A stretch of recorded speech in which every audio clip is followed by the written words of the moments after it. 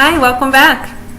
So in this week's readings and the lessons that I really want to kind of highlight the real important pieces this week, one of the things that's really focused on, really is highlighted, is the need to promote more interdisciplinary majors and more interdisciplinary thinkers, and how important that is. And so the articles this week really feature the value in interdisciplinary thinking and how that can be taught while we're in school, even as young as grade schools. And so the value and how important that is.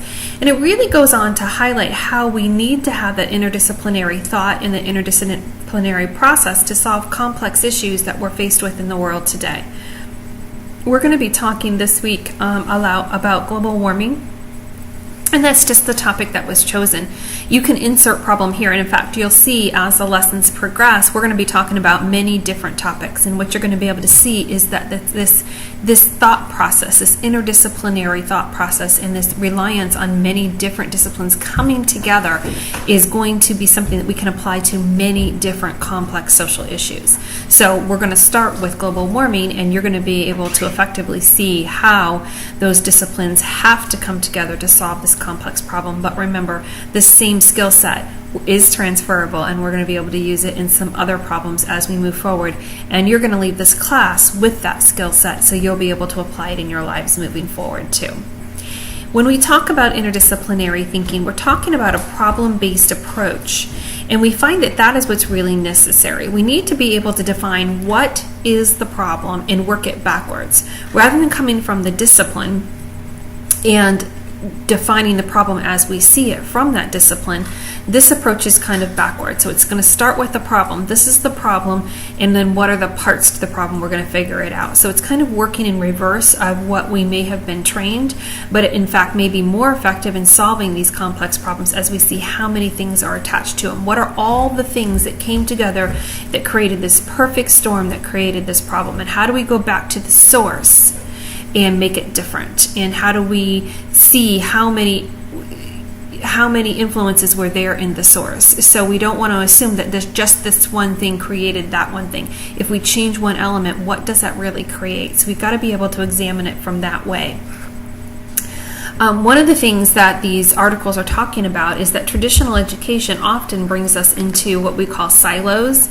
And so there are individual disciplines, and we see it through that scope. So all of your training is in that silo, in that scope. It's not crossed over.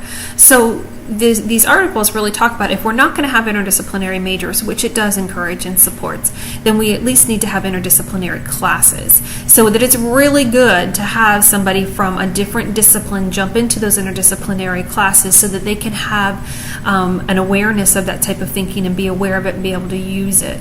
So hopefully even in our class today, we're going to have some IDS majors, and we're going to have some majors from other classes. In fact, we invite them, we encourage them to come over and take these interdisciplinary classes so that they can take that back into their discipline, back into their silo, and realize that there is more than just the scope of what they see with the problems. They can take that knowledge base and help it to be more expansive and help to really see truer and more expansive solutions to the complex problems that they're faced with. So we want interdisciplinary classes. We want to invite other majors into them. And not only that, but other majors bring a richness to that as well. So somebody's coming in from this perspective of economics or political science or art or whatever perspective they're bringing to the table, which really helps to enrich looking at those problems as well.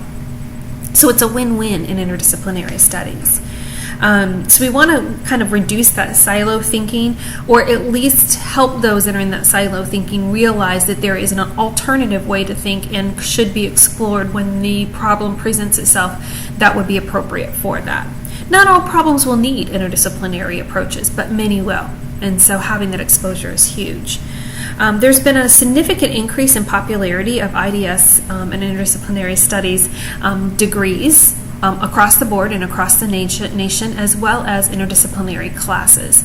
And this is a response to that, the realization that the world's problems are much more complex than can be seen from one scope, and that this is helpful to have those more generalist eyes that can see it around the board. So that's really important. Let's see here. And hopefully the student through this process can see the benefits of this type of thinking and can continue to take those transferable skills and use them in the workplace. It will help us to build better leaders for tomorrow.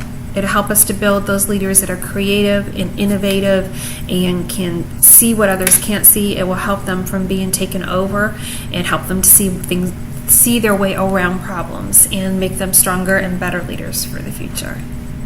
So I hope you find this week's readings helpful, and I look forward to touching base with you soon.